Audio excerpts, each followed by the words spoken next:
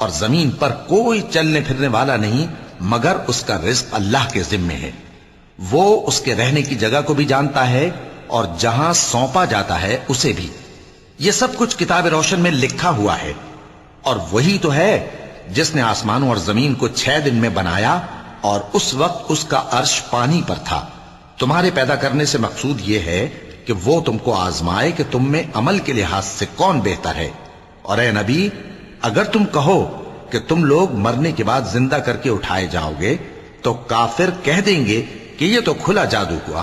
اور اگر ایک مدت معین تک ہم ان سے عذاب روک دیں تو کہیں گے کہ کون سی چیز عذاب کو روکے ہوئے ہے. دیکھو، جس روز وہ ان پر واقع ہوگا پھر ٹلنے کا نہیں، اور جس چیز کا یہ مذاق اڑاتے ہیں وہ ان کو گھیر لے گی. اور اگر ہم انسان کو اپنے پاس سے نعمت بخشیں پھر اس سے اس کو چھین لے تو نا امید اور ناشکرا ہو جاتا ہے.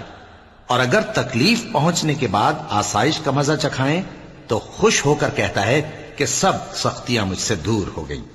بے شک وہ ہے ہی خوشی میں مست ہو جانے والا، بڑا فخر جتانے والا.